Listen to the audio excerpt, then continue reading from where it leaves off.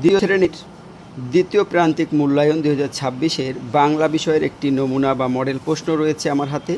এই প্রশ্নটি নিয়ে বিস্তারিত আলোচনা করব এবং প্রশ্ন কি কি থাকতে পারে সে বিষয়ে বিস্তারিত আলোচনা হবে। তো বন্ধুরা, সম্মানিত অভিভাবক, আপনারা এই ভিডিওটি অবশ্যই দেখবেন এবং আপনার শিশু সন্তানকে দেখাবার চেষ্টা করবেন। তো প্রশ্ন কাঠামো কিন্তু এখানে দেওয়া রয়েছে। আর তোমরা জানো যে দ্বিতীয় প্রান্তিকের সিলেবাস হলো 27 পৃষ্ঠা থেকে 47 পৃষ্ঠা। তো আমরা বিস্তারিত আলোচনা করব সিলেবাস এবং প্রশ্ন কাঠামো নিয়ে। প্রথমেই থাকবে কবি ও কবিতার নামসহ একটি কবিতার 8 লাইন অথবা 6 লাইন মুখস্থ লেখো। এটা 10 মার্কের জন্য থাকবে। এখানে আমরা দিয়েছি কাজের আনন্দ, তোমাদের সিলেবাসে রয়েছে কাজের আনন্দ এবং প্রজাপতি। তবে কাজের আনন্দ কবিতাটি বেশি ইম্পর্টেন্ট, তবে প্রজাপতি কবিতাটাও পড়বে।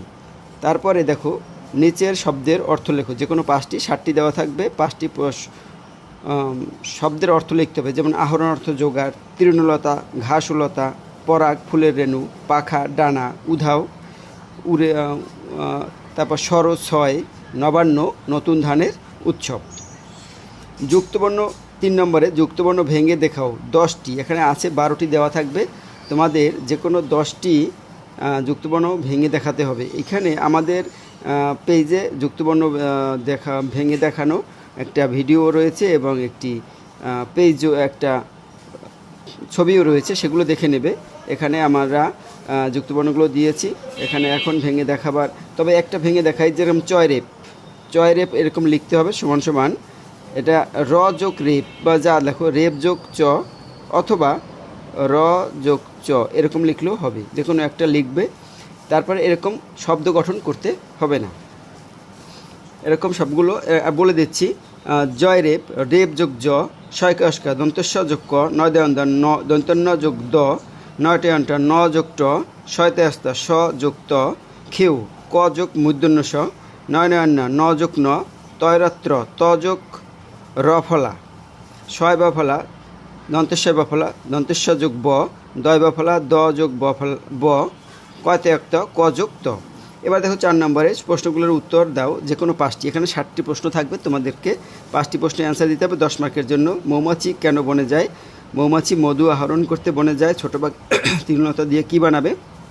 এই কীর জায়গায় অ্যান্সার লিখতে হবে। ছোটো পাখি তৃণলতা দিয়ে বাসা বানাবে। তিথির কেন গ্রাম ভালো লাগে? গ্রামের যে প্রকৃতি সেটা তিথির ভালো লাগে। প্রজাপতির পাখা কেমন? প্রজাপতির পাখা রঙিন। তারপর কালো বিড়ালের কি হয়েছিল? এই কীর জায়গায় উত্তরটা লিখবে। কালো বিড়ালের কি পায়ে ক্ষত হয়েছিল।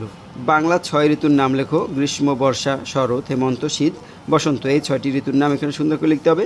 তোমরা এখানে আরেকটা বিষয় কাজ করবে, 12 মাসের নামও কিন্তু মুখস্থ রাখবে। বর্ষাকালে কী কী ফুল ফোটে? বর্ষাকালে কদম, দোলনচাপা ফুল ফোটে। তারপরে দেখো 5 নম্বরে খালি ঘরে সঠিক শব্দ লেখো। এখানে এই কিছু শূন্যস্থানের শব্দ দেওয়া থাকবে, এগুলো দিয়ে মৌমাছির ড্যাশ আহরণ করে। বইয়ের যে শব্দার্থ শূন্যস্থানগুলো রয়েছে অবশ্যই সুন্দর করে মুখস্থ করবে সবগুলো। মৌমাছির ড্যাশ আহরণ করে, মৌমাছির মধু আহরণ করে। ছেলেমেয়েরা ড্যাশ যাচ্ছে, ছেলেমেয়েরা নেচে নেচে যাচ্ছে। তিথির মামার ড্যাশ থাকেন, গ্রামে থাকেন। ফুলে ফুলে ড্যাশ উঠছে।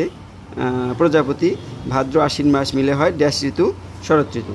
আচ্ছা, তোমার প্রিয় ঋতু সম্পর্কে 5টি বাক্য লেখো।